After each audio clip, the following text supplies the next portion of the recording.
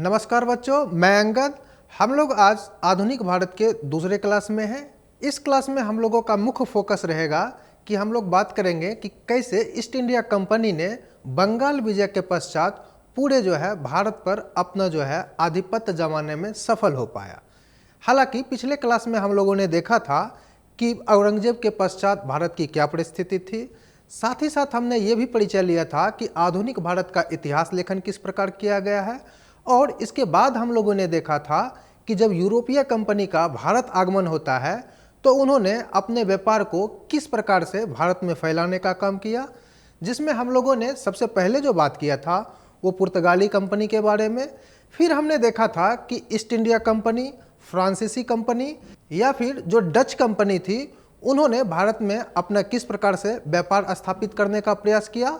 और साथ ही साथ हमने देखा कि कैसे इन सभी कंपनियों से अलग हटते हुए ब्रिटिश ईस्ट इंडिया कंपनी अपने आप को एस्टेब्लिश करने में सफल हो जाते हैं और अंततः अन्य जो कंपनियां हैं वो भारत से बाहर हो जाते हैं।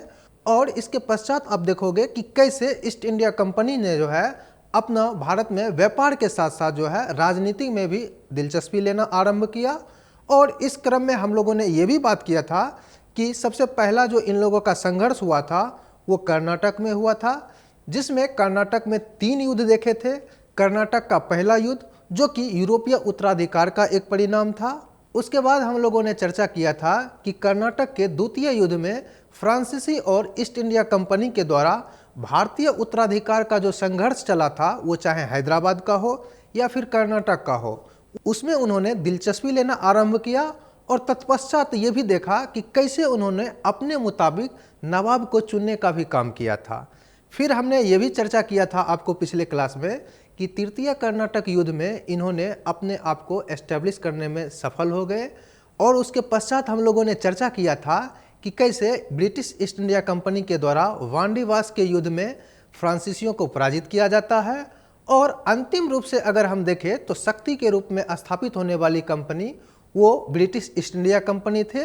बाकी जो भी कंपनी थे कमोबेश वो एक या तो व्यापारी के रूप में रह गए थे या फिर उनका अस्तित्व भारत से समाप्त हो चुका था।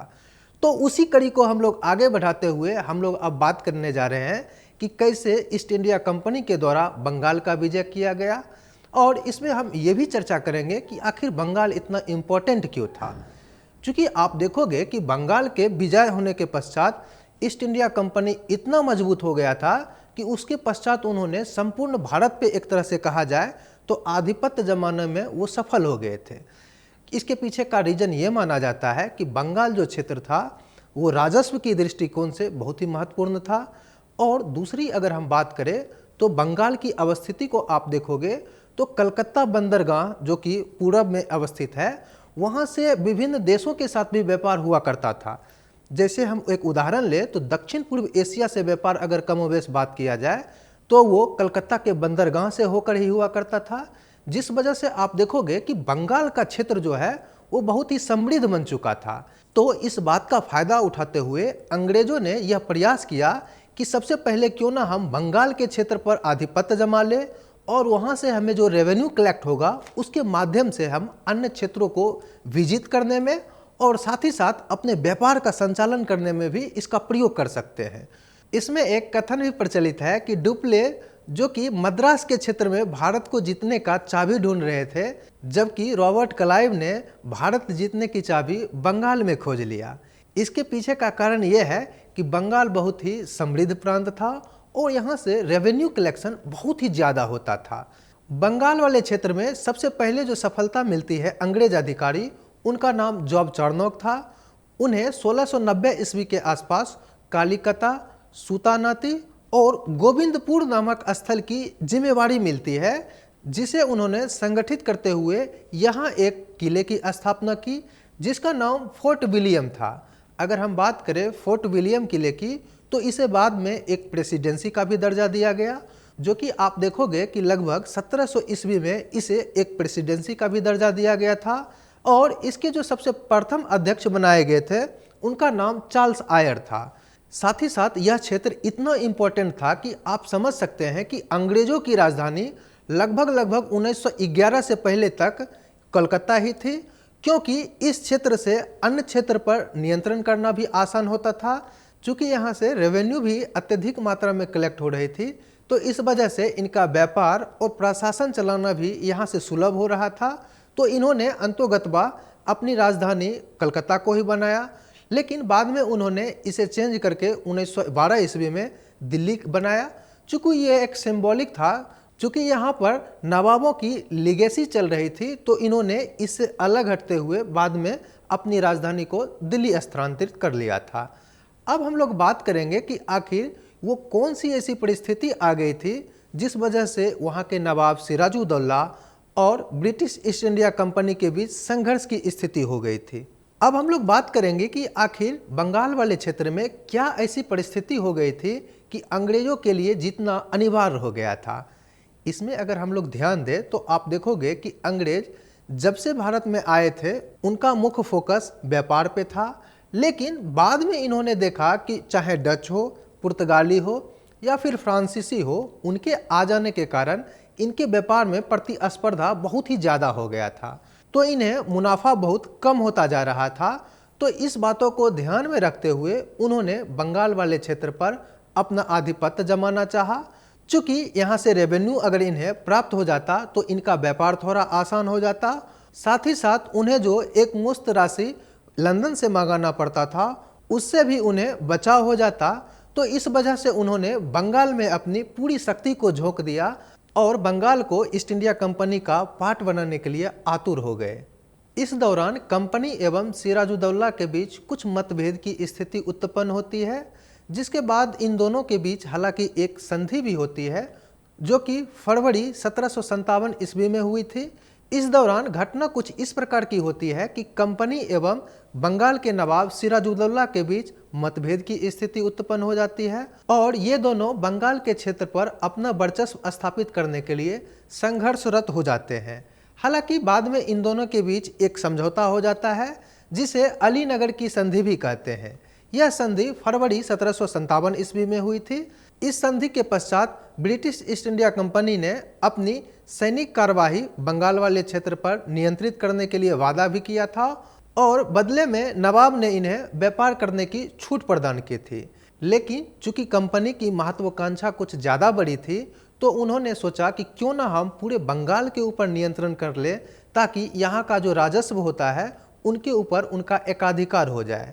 तो इसी बात को मद्देनजर रखते हुए अंग्रेजों ने नवाब के साथ एक षड्यंत्र करना आरंभ कर दिया, जिसे प्लासी के युद्ध के नाम से भी जाना जाता है।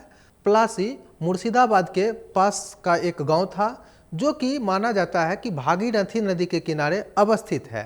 अगर हम बात करें प्लासी का तात्पर्य, तो इसका अर्थ होता है आमों का बगीचा।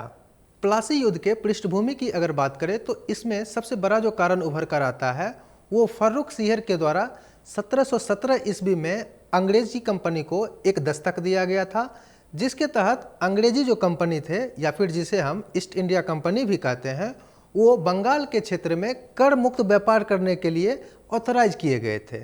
लेकिन इनके द्वारा इन दस्तक का बहुत ही दुरुपयोग किया जा रहा था। जैसे अगर हम कुछ उदाहरण लें तो इनके जो अधिकारी हुआ करते थे वो निजी व्यापार में भी इस दस्तक का प्रयोग करते थे और इसके साथ ही साथ वो भारतीय व्यापारियों को इस दस्तक के तहत लाइसेंस प्रदान करते थे और इनके माध्यम से वो लाभ भी अर्जित किया करते थे। जिस वजह से आप देखोगे कि कंपनी और नवाब के बीच एक मतभेद की स्थिति हुआ करता था और स्वाभाविक है कि ऐसा होना भी चाहिए, क्योंकि उस क्षेत्र का जो नवाब है उनका इस पर नियंत्रण होना चाहिए था, लेकिन वो इनकी संप्रभुता का उल्लंघन कर रहे थे, जिस बात से सिराजुद्दौला नाराज रहा करता था और बार बार अल्टीमेटम दिया करता था कि इस क्षेत्र में उनके अनुमति के द्वारा ही व्यापार किया जा सकता है। और चूंकि उनको ये दस्तक सिर्फ ब्रिटिश कंपनी को प्राप्त हुआ है, तो इसका प्रयोग सिर्फ कंपनी के द्वारा ही किया जाना चाहिए। यानी जो उनके अधिकारी अपने लिए निजी व्यापार के लिए जो किया करते थे और इसके साथ ही साथ जो भारतीयों को वो दस्तक की बिक्री किया करते थे, इस बात से सिराजुद्दौला नाराज हुआ करता था। लेकिन ब्रिटिश कंपनी इस बात को भली भांति पालन नहीं कर रहे थे, जिस वजह से इन दोनों के बीच का जो मतभेद था वो बहुत ही गहरा गया था। और इसके साथ ही बंगाल वाले क्षेत्र में ब्रिटिश ईस्ट इंडिया कंपनी ने किलेबंदी का भी आरंभ कर दिया था, जिसके कारण सिराजुद्दौला बहुत नाराज हुआ और इनके ऊपर हमला कर देता है। साथ ही साथ वहाँ के जो अंग्रेज अधिकारी होते हैं वो सिराजुद्दौला से पराजित होते हैं और एक द्वीप पर जाकर छुप जाते हैं। लेकिन किले की सुरक्षा में जो कुछ ब्रिटिश अधिकारी रहते हैं, ऐसा कुछ इतिहासकार लिखते हैं कि लगभग 146 अधिकारी बंदी बना लिए जाते हैं, जिसे एक छोटे से कमरे में बंद कर दिया जाता है।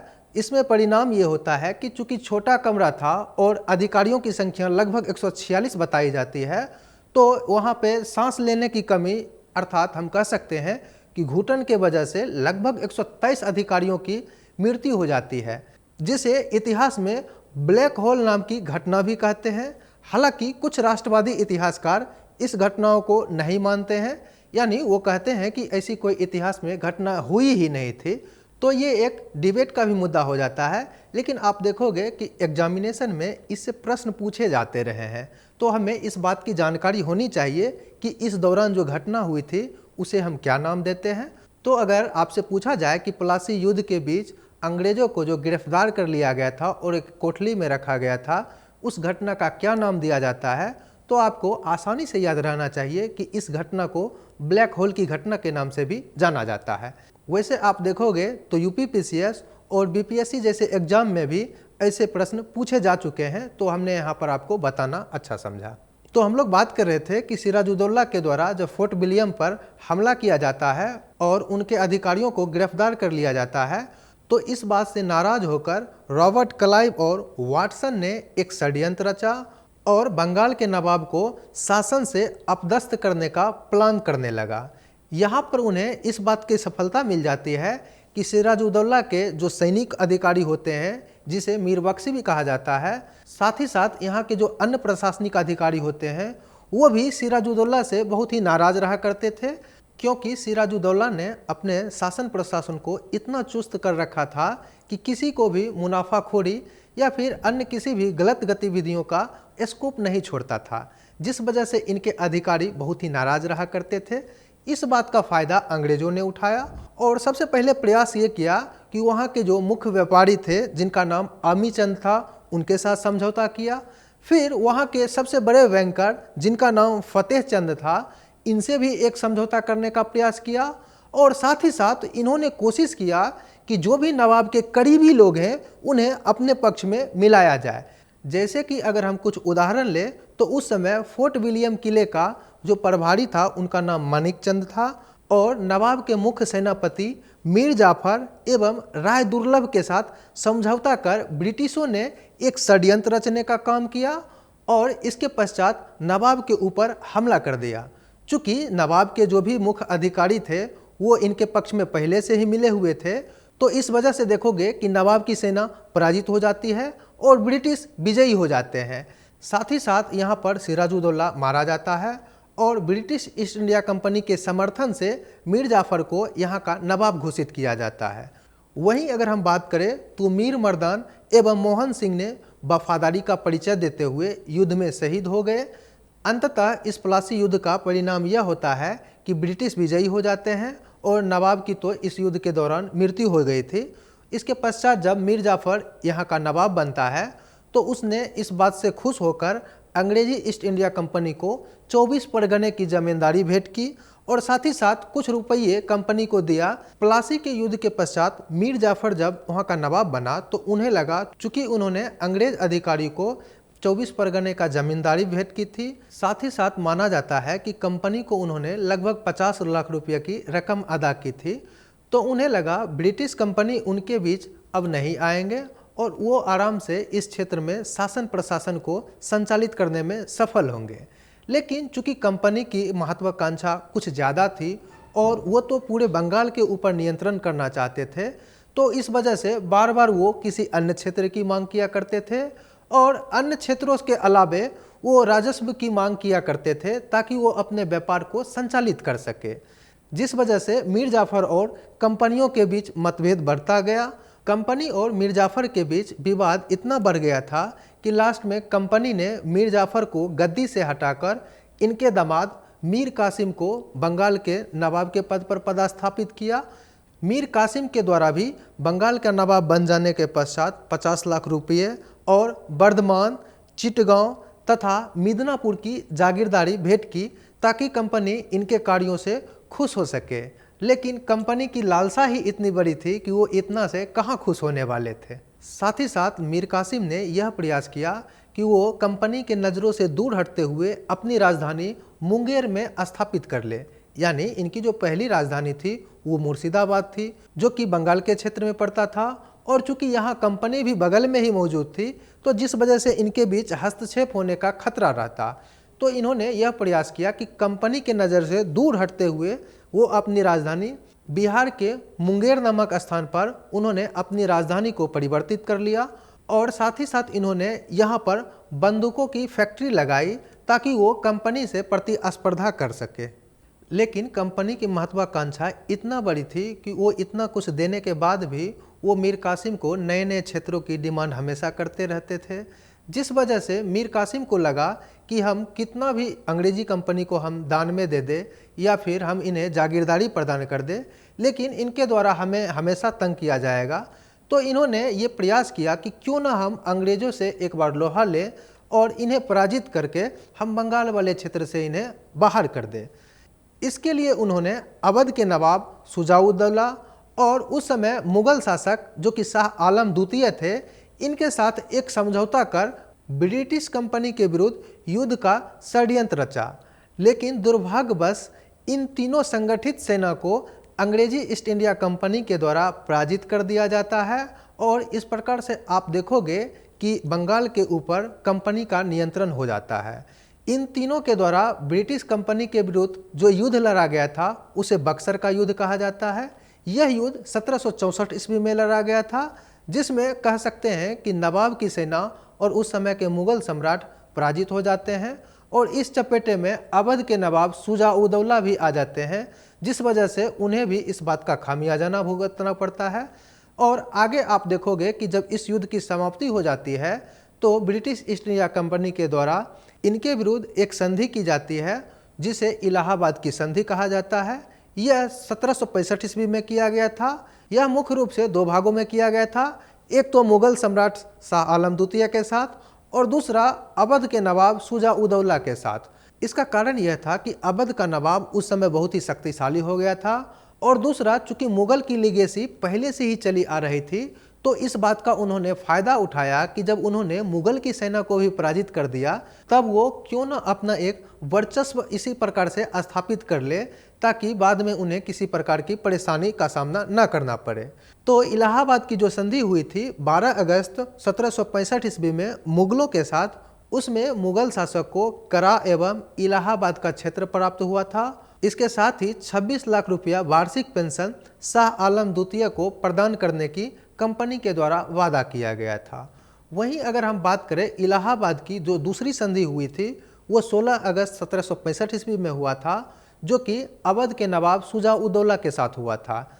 इसमें प्रावधान यह किया गया था कि करा एवं इलाहाबाद का जो क्षेत्र था इनसे छीन लिया गया था, और जैसा कि हमने बताया वो मुगल सम्राट को दे दिया गया था।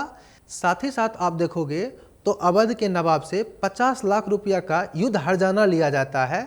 चूँकि अंग्रेजों के द्वारा बक्सर का जो युद्ध हुआ था उसका पूरा परिपाटी अवध के नवाब के ऊपर थोप दिया जाता है और उन्हीं को मुख्य अभिकर्ता बनाया जाता है। इस वजह से उनके ऊपर एक हर्जाना का भी राशि थोप दिया जाता है, साथ ही साथ उनका कुछ क्षेत्र भी ले लिया जाता है। और इसके साथ ही अंग्रेजों ने यह काम किया था, चूँकि अवध के नवाब उस समय शक्तिशाली माने जाते थे, तो अवध के क्षेत्र में उन्होंने एक अपना रेजिमेंट स्थापित कर दिया ताकि उनके अंदर की बातों को वो जान सके और उनके प्रशासन को खोखला कर सके। रेजिमेंट से तात्पर्य ये होता था कि कंपनी के द्वारा नवाब के दरबार में अपना एक अधिकारी छोड़ दिया जाता था, और ऐसा माना जाता था कि उस अधिकारियों के द्वारा बाहरी शक्ति से संबंधित राज्य का बचाव किया जाएगा। और इस प्रकार से अगर देखा जाए तो बक्सर युद्ध के पश्चात ब्रिटिश ईस्ट इंडिया कंपनी का बंगाल के क्षेत्र में आधिपत्य हो जाता है। और बक्सर का युद्ध इसलिए भी इम्पोर्टेंट हो जाता है क्योंकि पलासी के युद्ध में अंग्रेजों ने तो षड्यंत्र के द्वारा जीत लिया था, लेकिन अगर हम बक्सर के युद्ध की बात करें तो इसमें एक युद्ध हुआ था जो कि आमने सामने से हुआ था, और इसमें 3 शासकों की सेना एक साथ पराजित हुए थे ब्रिटिश ईस्ट इंडिया कंपनी के साथ, तो ये बात इम्पोर्टेंट हो जाती है। और यहाँ से आप देखोगे कि बंगाल के क्षेत्र पर कंपनी का दीवानी अधिकार हो जाता है, यानी उस क्षेत्र से जो भी राजस्व वसूला जाता था उनके ऊपर जो आधिपत्य है वो कंपनी का हो गया था। हालांकि उन्होंने शुरुआत के कुछ दिनों तक वहाँ पर कठपुतली नवाब बनाने का काम किया, चूँकि वो उस क्षेत्र के प्रशासनिक व्यवस्था को भी समझना चाहते थे। साथ ही साथ उन्हें यह भी भय लगता था कि कहीं हम अचानक से उसकी प्रशासनिक अगर इकाई पर हम कब्जा कर लेंगे तो या एक तो उन्हें उस क्षेत्र का नॉलेज नहीं था, और दूसरी बात ये कि उस क्षेत्र पर अगर अचानक से कब्जा कर लिया जाता तो हो सकता है कि वहाँ के लोग विद्रोह कर देते। तो इन बातों को ख्याल रखते हुए शुरुआत के दिनों में बंगाल के क्षेत्र से उन्होंने सिर्फ दीवानी यानी राजस्व पे उन्होंने अधिकार जमा किया। और उसके पश्चात आप देखोगे कि धीरे धीरे करके जब वहाँ के शासक कमज़ोर होने लगे और उन्हें लगा कि अब वो आसानी से इस क्षेत्र पर प्रशासन कर सकते हैं, तब उन्होंने बंगाल को कंपनी के अधीन मिला लिया। बंगाल पर अंग्रेजों का आधिपत्य हो जाने के पश्चात उन्होंने यहाँ पर औपनिवेशिक नीति का आरंभ कर दिया।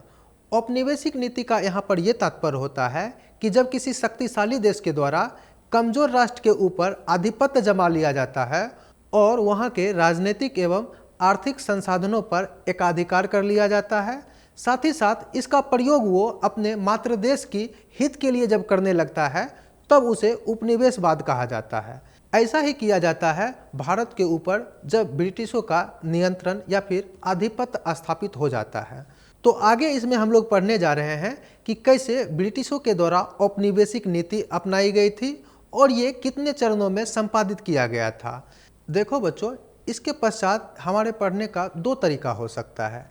या तो हम सिर्फ घटनाओं को लेकर आगे बढ़ते चले जाएं, या फिर हम लोग यहाँ पर ये कोशिश करें कि इनके द्वारा अर्थात ब्रिटिश के द्वारा जो एक संस्था या फिर ढांचा बनाया गया था उपनिवेशिक शासन का, उसे हम धीरे धीरे समझते चलें और इसके साथ ही साथ हम उन घटनाओं को शामिल करते चले। तो इससे ये होगी कि हमें उन घटनाओं के बारे में भी जानकारी मिल जाएगी, साथ ही साथ अंग्रेजों के द्वारा भारत के ऊपर जो औपनिवेशिक नीति अपनाई गई थी उसकी भी हमें समझ हो जाएगी। तो हम लोग यहाँ पर प्रयास ये करेंगे कि हम लोग सिर्फ उन घटनाओं को नहीं देखकर हम पूरी एक उनके द्वारा जो संरचना स्थापित की गई थी उसे पढ़ेंगे और उसी में हम उन घटनाओं को भी शामिल कर लेंगे जो कि इस दौरान घटी है। जैसे कि अगर हम बात करें तो अंग्रेजों के द्वारा 3 चरण में जो है उनकी औपनिवेशिक नीति लागू की गई थी। प्रथम चरण को जो है व्यापारिक पूंजीवाद कहा जाता है, जो कि लगभग 1757 ईस्वी से लेकर 1813 ईस्वी तक चला है।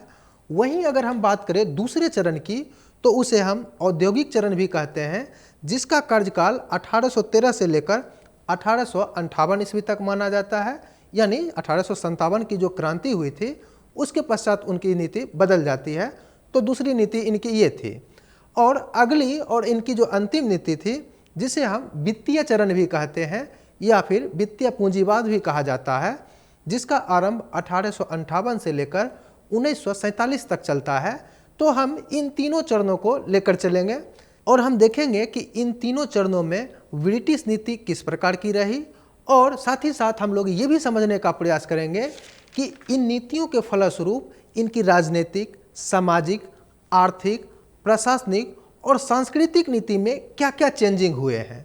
जैसे कि अगर हम बात करें इनके प्रथम चरण, जिसे वाणिज्यिक चरण भी कहा जाता है, तो इस चरण में इनका मुख्य फोकस ये था कि भारत से वस्तुओं का निर्यात यूरोप की तरफ करें और इनके जो व्यापार होते थे उनसे अधिकतम रूप में वो मुनाफा कमा सके। इसके पीछे का कारण ये था कि उस समय भारतीय वस्तुओं की मांग यूरोपियन बाजार में बहुत ज़्यादा थी, चाहे वो मसाला हो या फिर सूती वस्त्र हो। लेकिन दूसरी तरफ आप देखोगे कि यूरोपियन वस्तुओं का डिमांड भारतीय बाजार में बहुत कम था, जिसे एक तरफा व्यापार की संज्ञा भी दिया जाता है। इस चरण में उनका मुख्य उद्देश्य यही होता था कि वो भारतीय वस्तु को यूरोपियन बाजार में बेचकर अधिक से अधिक मुनाफा कमाए। लेकिन समस्या ये होती थी कि अगर भारत की वस्तुओं की डिमांड यूरोपियन बाजार में हो और यूरोपियन वस्तुओं की अगर डिमांड भारतीय बाजार में ना हो तो व्यापार संकट की स्थिति हो जाती है। तो इन्हें बार बार जो है राजस्व की संकट की स्थिति को झेलना पड़ता था। साथ ही साथ इन्हें बहुत बड़ी मात्रा में राशि यूरोप से भारत में लाना पड़ता था, जिस वजह से वहाँ के जो सरकार होते थे वो इन कंपनियों पर दबाव बनाते रहते थे। तो इन बातों को ध्यान में रखते हुए कंपनियों ने यह प्रयास किया था कि क्यों ना हम भारत से ही राजस्व की उगाही करें और यहाँ पर हम वस्तुओं को खरीदकर अपने यूरोपियन बाजार में बेच सकें। तो इस चरण में आप देखोगे कि इसी की परिणति होती है कि उन्होंने पहले बंगाल वाले क्षेत्र पर कब्जा करना चाहा, और इसमें हमने जैसा कि बताया भी कि इसके लिए इन्होंने पहले प्लासी का षड्यंत्र रचा। फिर बाद में जब इन्हें बक्सर के युद्ध में सफलता मिल जाती है तो इनकी जो ये आकांक्षा होती है कि भारतीय क्षेत्र से ही राजस्व को प्राप्त कर यहाँ की वस्तु को परचेज करे और फिर बाद में यूरोपियन बाजार में बेच सके। तो इस बात की सफलता इन्हें इस बक्सर युद्ध के पश्चात हो जाती है, जिसके पश्चात इन्हें इन दोनों समस्या का समाधान मिल जाता है। ना तो इन्हें बाहर से राजस्व लाने की आवश्यकता होती है और ना ही वहाँ के सरकार के द्वारा इनके ऊपर कोई दबाव बनाया जाता है। तो आप देखोगे कि इस चरण में इनकी जो पॉलिसी रही है वो कमोबेश इसी के इर्द गिर्द घूमती रही थे। और इसमें एक बात और भी आपको ध्यान रखना चाहिए कि पूरे वाणिज्यिक चरण में आप देखोगे कि इनका पर्पस सिर्फ और सिर्फ रहा है कि भारतीय क्षेत्र से वो किसी भी प्रकार से राजस्व की प्राप्ति करे और भारतीय क्षेत्र में युद्ध जैसी विभीषिका से बचने का ये लोग प्रयास करते रहेंगे। तो इस चरण में हम लोग इस बात का ध्यान रखेंगे। तो आइए और हम लोग देखते हैं कि उपनिवेशवाद का जो वाणिज्यिक चरण था उसमें हम सबसे पहले बात करेंगे कि इनकी राजनीतिक नीति किस प्रकार की थी। फिर हम लोग जब राजनीतिक स्थिति को देख लेंगे, यानी हम लोग जब समझ लेंगे कि राजनीतिक नीति अंग्रेजों के द्वारा इस चरण में किस प्रकार की अपनाई गई, उसके पश्चात हम लोग देखेंगे कि उनकी प्रशासनिक नीति क्या थी, और साथ ही साथ उसके पश्चात हम लोग देखेंगे कि समाज और अर्थव्यवस्था और इसके साथ सांस्कृतिक रूप से इन्होंने इस समाज में क्या बदलाव लाने का कोशिश किया ताकि उन्हें अधिक से अधिक फायदा हो सके। तो आइए और हम लोग बात करते हैं कि वाणिज्यिक चरण की राजनीतिक नीति किस प्रकार की थी। अब हम लोग बात करेंगे कि वाणिज्यिक चरण में इनके द्वारा कौन सी राजनीतिक नीति को अपनाया गया था। तो अगर हम बात करें इनकी राजनीतिक नीति की, तो इसमें सबसे जो दिलचस्प बात है, इन्होंने इस काल में इस बात पे ध्यान दिया कि अधिकतम से अधिकतम राजस्व की वसूली किया जाए, और साथ ही साथ इन्होंने ये प्रयास किया कि युद्ध से ये हमेशा बचते रहे। हालांकि आप देखोगे कि इनके द्वारा कुछ युद्ध भी इस दौरान में किए गए हैं। इन्हें लगता था कि जो राज इनके व्यापार में बाधा उत्पन्न कर रहे हैं तो उनके साथ ये संघर्ष भी किया करते थे। जैसे कि अगर हम बात करें तो मैसूर वाले राज्य में मसालों का व्यापार किया जाता था। तो उस क्षेत्र में आप देखोगे तो चाहे टीपू सुल्तान हो या फिर हैदर अली हो, उनके द्वारा जब इनके क्षेत्र में प्रतिस्पर्धा उत्पन्न किया जा रहा था तो इनके समक्ष जो है एक चुनौती उभर कर आती है और उन्हें एक युद्ध का भी सामना करना पड़ता है, जिसे हम लोग आगे पढ़ने जा रहे हैं कि वो मैसूर का युद्ध क्या था। जैसे कि 4 मैसूर युद्ध हुए हैं, एक एक कर हम इसमें पढ़ने जा रहे हैं। इसी के तहत हम लोग आगे देखेंगे कि मराठावाड़ क्षेत्र में कपास का उत्पादन बहुत ज़्यादा होता था, तो उस क्षेत्र में इन्हें मराठा से प्रतिस्पर्धा लगा, तो उनके साथ भी इन्होंने युद्ध करना आरंभ कर दिया। जैसे कि 3 मराठा युद्ध हुए हैं, जिसे प्रथम, द्वितीय, तृतीय आंग्ल मराठा युद्ध के नाम से जाना जाता है। उसे भी हम लोग आगे पढ़ेंगे कि कैसे उन्होंने अपने व्यापारिक प्रतिस्पर्धी को हटाने के लिए उन्होंने युद्ध को किस प्रकार से अंजाम दिया। तो ये हम लोगों ने समझने का प्रयास किया कि राजनीतिक नीति के तहत इनका उद्देश्य क्या था। अब हम लोग आगे इसमें जानेंगे कि इनके राजनीतिक नीति के तहत कौन कौन से प्रमुख गवर्नर हुए हैं और उन्होंने कौन सी नीति अपना रखी थी और उनके दौरान ऐसी कौन सी घटनाएं हुई है जो इतिहास के लिए इम्पोर्टेंट हो जाता है। तो इससे हमारा ये फ़ायदा हो जाएगा कि हमें वाणिज्यिक नीति भी पता चल रही है, इनके उद्देश्य भी पता चल रहे हैं, और साथ ही साथ इस काल के जो प्रमुख गवर्नर हुए हैं और उन्होंने अपने काल में क्या नीति अपना रखी थी उसकी भी हमें जानकारी मिल जाएगी। तो आइए और हम लोग देखते हैं कि सबसे पहले जो कंपनी के अधीन गवर्नर नियुक्त हुए थे उनका नाम रॉबर्ट क्लाइव था। इनका अगर हम कार्यकाल की बात करें तो 1765 से लेकर 1767 ईस्वी में माना जाता है, और इनके काल की सबसे जो बड़ी उपलब्धि रही थी वो थी कि इलाहाबाद की संधि रॉबर्ट क्लाइव के द्वारा ही की गई थी, तो इसलिए ये इम्पोर्टेंट हो जाता है। यहाँ पर एक सवाल और भी उठता है कि आखिर गवर्नर क्या होता है। तो गवर्नर से सीधा सा तात्पर्य होता था कि कंपनी का जो मुख्य अधिकारी होता था उसे गवर्नर कहा जाता था। हालांकि हम लोग बाद में आगे ये भी देखेंगे कि गवर्नर जनरल किसे कहा जाता था, वायसराय किसे कहा जाता था। तो इसकी चर्चा जहाँ जिसकी जो आवश्यकता होगी उसके तदनुरूप हम लोग करेंगे। यहाँ पर चूंकि गवर्नर शब्द आया तो हमने इसे एक्सप्लेन करने का प्रयास किया। आगे आप देखोगे कि रॉबर्ट क्लाइव के बाद वेरलेस्ट अगला जो है कंपनी का गवर्नर बन के आता है, और इसके काल की जो सबसे बड़ी उपलब्धि मानी जाती है वो प्रथम आंग्ल मैसूर युद्ध इसी के काल में हुआ था। तो आइए हम लोग देखते हैं कि आखिर आंग्ल मैसूर युद्ध के पीछे का कारण क्या था, और साथ ही साथ इसमें किस शक्तियों ने अपनी भूमिका निभाई और इसका परिणाम क्या निकला। अगर हम बात करें मैसूर वाले क्षेत्र की, तो इसकी स्थापना का श्रेय देवराज और नंदाराज को दिया जाता है। इसी क्षेत्र में एक प्रमुख प्रशासनिक अधिकारी के रूप में हैदर अली स्थापित हुए थे, और उसके पश्चात इन्होंने मैसूर का शासन अपने हाथ में ले लिया। साथ ही साथ इन्होंने फ्रांसीसियों की सहायता से यहाँ पर शस्त्रागार का भी निर्माण करवाया था, ताकि वो अन्य जो शासक थे उनसे प्रतिस्पर्धा कर सके। हैदर अली एक योग्य शासक माने जाते थे, और इन्होंने अंग्रेजों के साथ 2 युद्ध किए, जिसे प्रथम और द्वितीय आंग्ल मैसूर युद्ध के नाम से जाना जाता है। हालांकि इन दोनों युद्ध में हैदर अली की स्थिति अच्छी थी, और अंग्रेजों को इन्होंने बहुत ही कड़ी टक्कर देने का काम किया था। हालांकि द्वितीय मैसूर युद्ध के दौरान ही इन्हें चोट लगने के कारण इनकी मृत्यु हो जाती है। इनकी मृत्यु के पश्चात इनके पुत्र टीपू सुल्तान आगे द्वितीय मैसूर युद्ध और तृतीय मैसूर युद्ध में भाग भी लेते हैं। अगर हम बात करें टीपू सुल्तान के बारे में, टीपू सुल्तान बहुत ही योग्य शासक माने जाते हैं। इन्होंने अपने शासनकाल के दौरान प्रयास किया था कि भू राजस्व सुधार के तहत जो मध्यस्थ होते थे उन्हें रास्ते से हटाकर डायरेक्ट जो है वो किसानों के साथ संवाद स्थापित किया जाए, ताकि बिचौलिया जो उनके लाभ को जो है वो खा जाते हैं, इनसे जो है उनको राहत दिया जा सके। साथ ही साथ आप देखोगे कि टीपू सुल्तान ने अपने क्षेत्र में रेशम उत्पादन पर बहुत ही ज़्यादा बल दिया था, और इन्होंने ये प्रयास किया था कि यूरोपीय मॉडल पर आधुनिक कारखाने को लगाया जाए, और जैसा कि ब्रिटिश ईस्ट इंडिया कंपनी है उसी प्रकार से एक अपनी कंपनी स्थापित की जाए, और इनको जो है व्यापार में टक्कर दिया जा सके। हालांकि ये सफल नहीं हो पाए थे, लेकिन इन्होंने प्रयास अवश्य किया था। और आप देखोगे कि टीपू सुल्तान के द्वारा हमेशा से ही प्रयास किया जा रहा था कि वो अपने राज्य में जो है एक अच्छी शासन व्यवस्था को कायम करे, और इनका प्रभाव इसके प्रशासन पर भी दिख जाता है।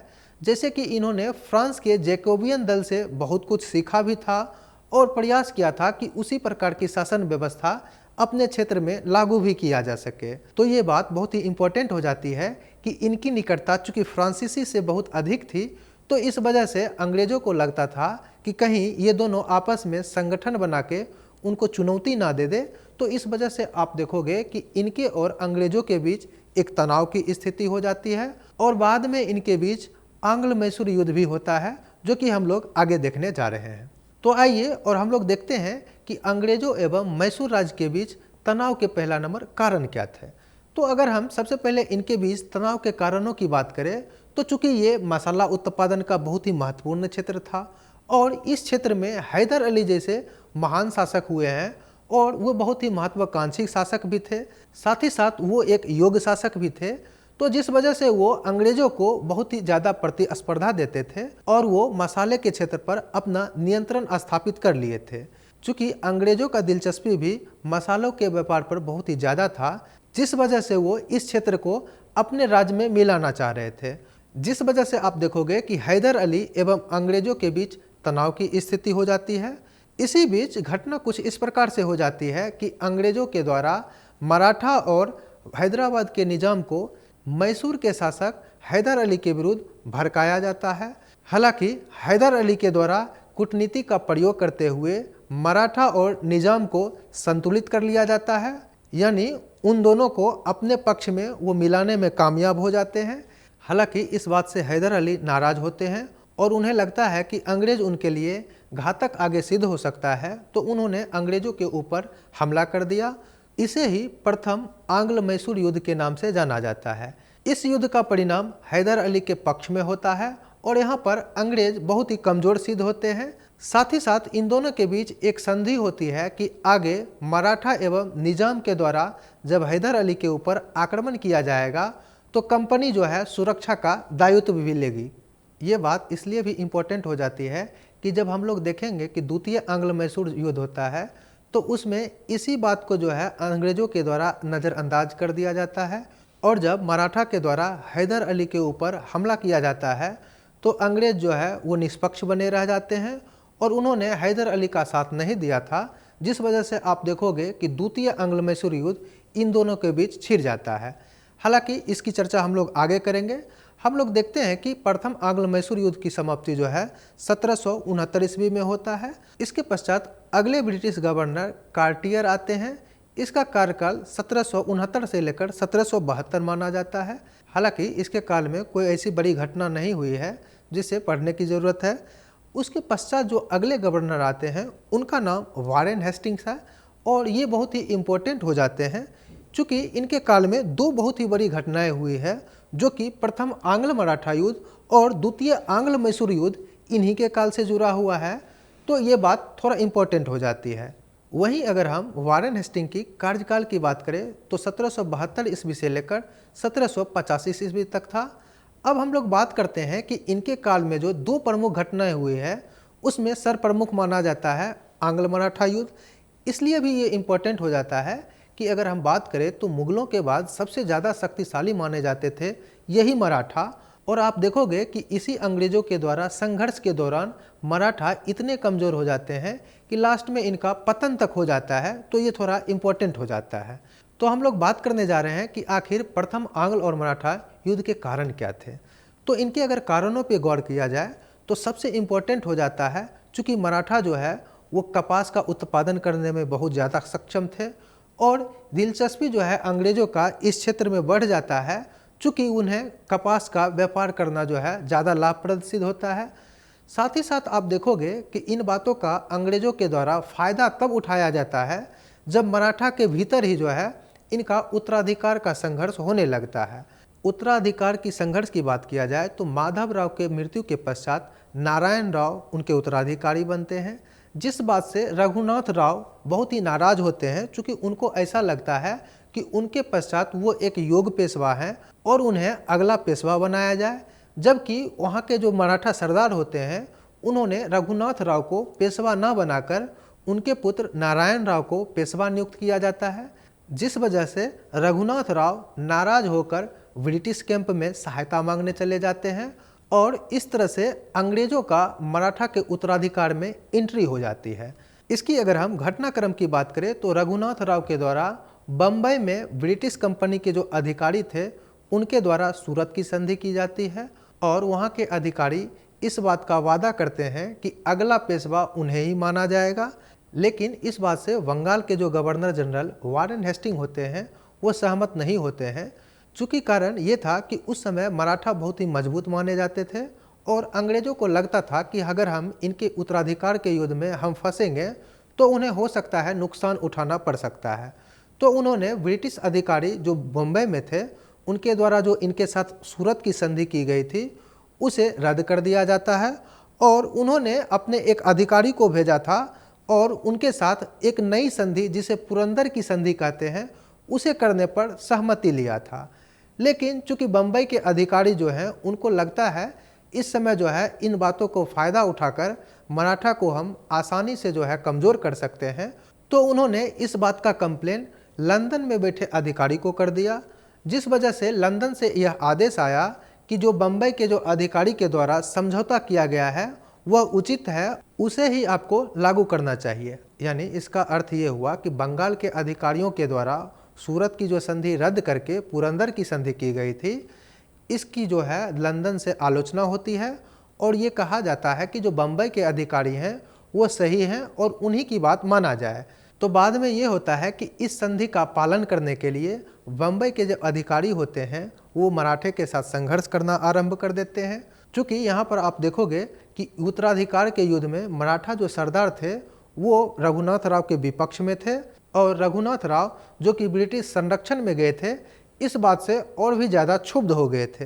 तो इन दोनों के बीच एक युद्ध होता है जिसे बेलगांव का युद्ध कहा जाता है। इस युद्ध में ब्रिटिश की स्थिति खराब रहती है और इन्हें बड़गांव की अपमानजनक संधि भी करना पड़ता है।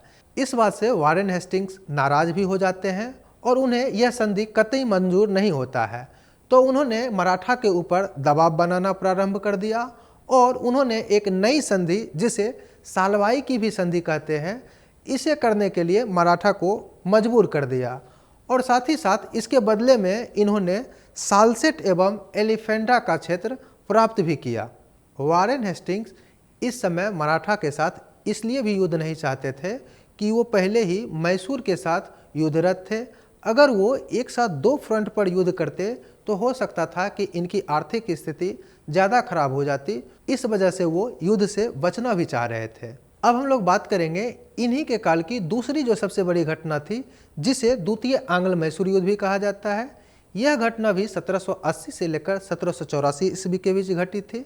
इसका जो मेन कारण था, मराठा के द्वारा जब हैदर अली के ऊपर आक्रमण किया गया था तो अंग्रेजों के द्वारा संरक्षण नहीं दिया गया था, जिस वजह से हैदर अली नाराज होते हैं और वो अंग्रेजों से युद्ध प्रारंभ कर देते हैं। इस युद्ध के दौरान ही हैदर अली को चोट लग जाती है और उनकी मृत्यु हो जाती है। इसके पश्चात इनके पुत्र टीपू सुल्तान युद्ध का नेतृत्व करते हैं और युद्ध में अपनी स्थिति को मजबूत बनाए रखते हैं। हालांकि यह युद्ध 1784 ईस्वी में मंगलौर की संधि के तहत समाप्त हो जाती है। और इस युद्ध में आप देखोगे तो हैदर अली की चूंकि मृत्यु हो जाती है, तो इस संधि पर टीपू सुल्तान ने हस्ताक्षर किया था और यह संधि भी मैसूर राज्य के लिए सम्मानजनक थी, चूँकि इनके पक्ष में ही फैसला आया था। इसके पश्चात कंपनी के अगले गवर्नर जनरल के रूप में लॉर्ड कॉर्नवालिस नियुक्त होते हैं, जिनका कार्यकाल 1790 से लेकर 1792 ईस्वी था। इस काल की अगर हम सबसे बड़ी उपलब्धि की बात करें, हम राजनीतिक उपलब्धि की चूँकि बात कर रहे हैं, तो आप देखेंगे कि तृतीय कर्नाटक युद्ध इन्हीं के काल में लड़ा गया था। इस युद्ध की अगर हम कारणों की बात करें तो जानबूझकर इसमें अंग्रेजों ने देखा कि जब टीपू सुल्तान का राज्य कमज़ोर हो रहा है तो उन्होंने इस बात का फ़ायदा उठाया और निज़ाम को उन्होंने भड़काना चाहा। इसमें इनके द्वारा मुख्य रूप से प्रयास यह किया गया था कि निज़ाम को एक मित्र राज्य की सूची प्रदान की गई थी और इसमें जो है मैसूर राज्य का नाम जानबूझकर छोड़ दिया गया था, ताकि उनके ऊपर जब उनके द्वारा हमला किया जाए तो इनके द्वारा जो है वो निष्पक्ष बना रहे। इस बात से टीपू सुल्तान नाराज होकर त्रावणकोर के माहे जो स्थल था उसके ऊपर आक्रमण कर देता है। इसके आक्रमण करने के पीछे ये कारण था, क्योंकि माहे जो स्थल था वो ब्रिटिशों का संरक्षित राज्य था, यानी वहाँ पे हमला करने का सीधा सा अर्थ होता था कि अंग्रेजों के साथ सीधा युद्ध, और वही हुआ भी। अंग्रेजों ने इस बात का बदला लेने के लिए टीपू सुल्तान के ऊपर आक्रमण कर देता है, जो कि 1792 ईस्वी में टीपू सुल्तान की पराजय हो जाती है। और इस युद्ध के पराजय के पश्चात एक संधि भी होती है, जिसे श्रीरंगपट्टनम की संधि कहा जाता है। इस संधि के तहत टीपू सुल्तान का आधा से अधिक राज्य ले लिया जाता है। साथ ही साथ इनके ऊपर 3 करोड़ के आसपास का हर्जाना भी लिया जाता है। और इसी युद्ध में आप देखोगे, चूँकि हर्जाने का रकम बहुत अधिक था, इन्हें लगा कि कहीं टीपू सुल्तान के द्वारा राजस्व देने से मना न कर दिया जाए, यानी जो हर्जाना का रकम इनके ऊपर थोपा गया था। तो इस वजह से अंग्रेजों के द्वारा इनके 2 छोटे पुत्र को बंधक भी बना लिया गया था। इस प्रकार से आप देखोगे तो तृतीय एंग्लो मैसूर युद्ध के बाद टीपू सुल्तान का राज एक प्रकार से बहुत ही ज़्यादा कमज़ोर हो गया था। उसके पश्चात हालांकि अगले गवर्नर जॉन शोर के रूप में आते हैं। उनका कार्यकाल 1793 से लेकर 1798 ईस्वी तक था। इस काल में हमें कुछ ज़्यादा घटनाएं देखने को नहीं मिलती है। इसके पश्चात जो सबसे महत्वपूर्ण गवर्नर हुए हैं उनका नाम लॉर्ड वेलेस्ली था। ये बहुत ही बड़े साम्राज्यवादी गवर्नर माने जाते हैं। इसका तात्पर्य ये हुआ कि ये जिस क्षेत्र को भी जीतते थे उसे अंतिम रूप से अपने राज्य में मिलाने का काम करते थे। साथ ही साथ इन्होंने एक सहायक संधि का प्रावधान भी किया था, जिसके तहत ये जो विजित राज्य होते थे उसके ऊपर इस संधि को सौंपते थे और अपने संरक्षण में ले लेते थे। वहीं अगर हम बात करें इनके काल के सबसे बड़ी घटनाओं की, तो वो थी चतुर्थ आंग्ल मैसूर युद्ध। अगर हम इस युद्ध के कारणों के पीछे जाए तो इसके पीछे श्रीरंगपट्टनम की संधि थी, जिस बात से टीपू सुल्तान बहुत नाराज थे और उन्हें लगता था कि उनके साथ जो है अन्याय किया गया है। तो इस बात का बदला लेने के लिए टीपू सुल्तान ने अंग्रेजों के ऊपर आक्रमण कर दिया। हालांकि 1799 ईस्वी में युद्ध के दौरान ही टीपू सुल्तान की मृत्यु हो जाती है और आप देखोगे कि अंग्रेजों के द्वारा टीपू सुल्तान का राज ब्रिटिश ईस्ट इंडिया कंपनी में मिला लिया जाता है। वहीं अगर हम बात करें लॉर्ड वेलेस्ली के काल की दूसरी सबसे बड़ी घटनाओं की, तो वो थी द्वितीय आंग्ल मराठा युद्ध। अगर हम बात करें द्वितीय आंग्ल मराठा युद्ध की, तो इसमें आप देखोगे इसके कारणों में सबसे महत्वपूर्ण हो जाता है इसकी साम्राज्यवादी नीति। चूँकि इनका प्रयास रहता था कि जो भी इनके राज्य के लिए प्रतिस्पर्धा उत्पन्न कर रहे हैं उसे किसी भी तरह से अपने राज्य में मिला लिया जाए। और चूँकि इस काल तक मराठा बहुत कमज़ोर हो चुके थे, चूँकि इनके जो प्रमुख सरदार थे, चाहे वो नाना फडणवीस हो, चाहे महादजी सिंधिया हो, उनकी मृत्यु हो चुकी थी, तो इन्हें ऐसा लगने लगा था कि मराठा अब उतने सक्षम नहीं रह गए हैं कि इन्हें ज़्यादा दिनों तक जो है छोड़ा जाए। मतलब इनके लिए ये एक सही समय था कि अगर वो अब मराठा के ऊपर आक्रमण करते तो वो आसानी से उन्हें पराजित कर सकते थे। तो इस बात का लाभ उठाने का इन्होंने भरपूर कोशिश किया और इस बात का फ़ायदा उन्हें तब हो गया जब बाजीराव द्वितीय के द्वारा इनसे मदद मांगी गई। चूँकि इस दौरान घटना ये हुई थी कि बाजीराव द्वितीय ने यशवंतराव होलकर के भाई बिठूर जी की हत्या कर दी थी, जिस बात से क्षुब्ध होकर यशवंतराव होलकर ने बाजीराव द्वितीय को पराजित किया और बम्बई से उन्होंने उसे निष्कासित कर दिया था। तो इसके बाद बाजीराव द्वितीय ने अंग्रेज़ों से संरक्षण मांगा और साथ ही साथ उन्होंने अंग्रेज़ों से अपने राज्य की सुरक्षा की भी मांग की, जिसके बाद अंग्रेज़ अधिकारी एवं बाजीराव द्वितीय के बीच एक संधि की जाती है, जिसे बेसिन की संधि भी कहा जाता है।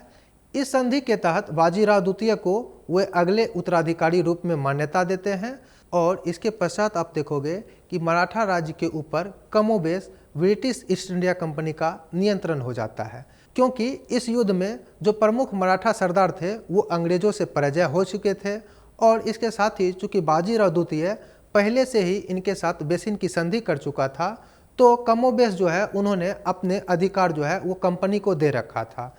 इसके बाद अंग्रेज़ों ने यहाँ पर ये काम किया कि इन्होंने मराठा राज्य में अपना एक रेजिमेंट रख दिया और मराठा राज्य की सुरक्षा की इन्होंने गारंटी ले ली।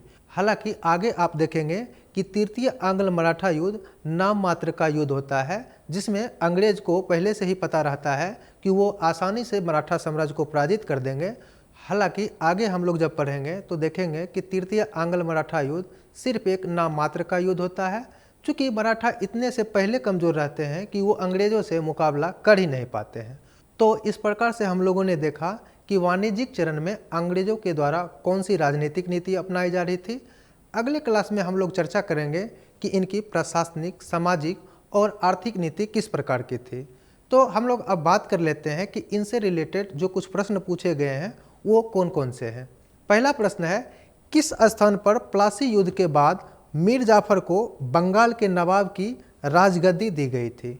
ऑप्शन है आपका कलकत्ता, कुटबा, मुर्शिदाबाद और मुंगेर। तो इसका सही उत्तर हो जाएगा मुर्शिदाबाद। चूँकि बंगाल के जो नवाब होते थे उनकी राजधानी मुर्शिदाबाद थी, तो जब मीर जाफर नवाब बना तो उन्हें भी गद्दी जो है वो मुर्शिदाबाद में ही दी गई थी। तो इसका सही उत्तर हो जाएगा मुर्शिदाबाद। अगला प्रश्न है, प्लासी के युद्ध में सिराजुद्दौला के साथ विश्वासघात करने वाले दो व्यक्ति कौन थे? ऑप्शन है मीर जाफर एंड चंपत राय, दूसरा ऑप्शन है मीर जाफर एंड राय दुर्लभ, तीसरा ऑप्शन है मीर जाफर एंड अमीचंद और लास्ट ऑप्शन है इनमें से कोई नहीं। तो इसका जो सही उत्तर होगा वो मीर जाफर और राय दुर्लभ हो जाएगा, जो कि सिराजुद्दौला के मुख्य सेनापति भी थे और इन्होंने ब्रिटिश ईस्ट इंडिया कंपनी के रॉबर्ट क्लाइव से समझौता कर लिया था और इन्होंने एक षड्यंत्र के द्वारा जो है सिराजुद्दौला को पराजित भी कर दिया था और इसी दौरान जो है सिराजुद्दौला की हत्या भी कर दी जाती है। तो इसका सही उत्तर हो जाएगा मीर जाफर और राय दुर्लभ। हालांकि इसमें हम लोगों ने एक बात और भी किया था कि मीर मर्दान और मोहन सिंह जो थे वो सिराजुद्दौला के लास्ट तक वफादार बने रहे, तो ये थोड़ा इम्पोर्टेंट भी हो जाता है। अब हम लोग देखते हैं कि अगला क्वेश्चन क्या है। अगला क्वेश्चन है, बक्सर की लड़ाई में अंग्रेजों के खिलाफ किन भारतीय शासकों ने हिस्सा लिया? ऑप्शन है शाह आलम द्वितीय, शुजाउद्दौला, मीर कासिम। ये आपका पहला ऑप्शन है। दूसरा ऑप्शन है मीर कासिम, मोहम्मद शाह, शुजाउद्दौला। तीसरा ऑप्शन है मीर कासिम, शुजाउद्दौला। अगला ऑप्शन है शाह आलम और मीर कासिम। इसका सही उत्तर हो जाएगा शाह आलम द्वितीय, शुजाउद्दौला और मीर कासिम। चूँकि हम लोगों ने जब देखा था कि बक्सर का युद्ध हुआ था तो कंपनी के विरुद्ध इन तीनों शासकों ने लड़ा था, जैसे कि अवध के नवाब शुजाउद्दौला और बंगाल के उस समय के जो नवाब थे वो मीर कासिम थे। साथ ही साथ मुगल जो बादशाह थे वो शाह आलम द्वितीय थे। तो इसका सही उत्तर हो जाएगा शाह आलम द्वितीय, शुजाउद्दौला और मीर कासिम। अगला क्वेश्चन है, बंगाल में फोर्ट विलियम का प्रथम अध्यक्ष कौन था? ऑप्शन है जॉब चॉर्नक, चार्ल्स ऑक्सडेन, अगला ऑप्शन है जॉन चाइल्ड और लास्ट ऑप्शन है चार्ल्स आयर। तो इसका सही उत्तर हो जाएगा चार्ल्स आयर। चूंकि जब फोर्ट विलियम किला बना था बंगाल में 1700 ईस्वी में, तो इसके प्रथम अध्यक्ष चार्ल्स आयर बनाए गए थे। और जहां जॉब चॉर्नक की बात है तो ये एक ब्रिटिश अधिकारी थे जिन्हें 1690 ईस्वी के आसपास मिदनापुर, गोविंदपुर और कालीकता की जागीरदारी प्राप्त हुई थी। और जहां तक जॉब चॉर्नक की बात है तो इन्हें 1690 ईस्वी में कालीकता, गोविंदपुरी और मिदनापुर का जमींदारी प्राप्त हुआ था। तो इसका सही उत्तर हो जाएगा चार्ल्स आयर। अगला क्वेश्चन है, बक्सर के युद्ध में मीर कासिम की सेना को पराजित करने वाली अंग्रेजी सेना का अध्यक्ष कौन था? ऑप्शन है major Hume, lord Clive, sir Eyre Coote और मेजर हुनरो। इसका सही उत्तर हो जाएगा मेजर हुनरो। चूँकि 1764 ईस्वी में बक्सर का जो युद्ध हुआ था उसमें रॉबर्ट क्लाइव और मेजर हुनरो ने भाग लिया था, जिसमें रॉबर्ट क्लाइव गवर्नर था, जबकि हम बात करें मेजर हुनरो की तो ये मुख्य सेनापति थे। अगला क्वेश्चन है, सबसे अधिक निर्णायक युद्ध जिसने अंग्रेजों को भारत में प्रभुत्व स्थापित कर दिया था? ऑप्शन है प्लासी का युद्ध, बक्सर का युद्ध, वांडीवास का युद्ध, पानीपत का तीसरा युद्ध। तो इसका सही उत्तर हो जाएगा बक्सर का युद्ध। चूँकि प्लासी का युद्ध तो षड्यंत्र के द्वारा रचा गया था तो उसका कोई वैल्यू नहीं था। अगर अंग्रेज उसके पश्चात हार जाते तो हो सकता है उन्हें बंगाल से जो है खाली हाथ लौटना पड़ता। लेकिन चूंकि बक्सर के युद्ध में उन्हें तीन शासकों से युद्ध हुआ था, जबकि उन तीनों को उन्होंने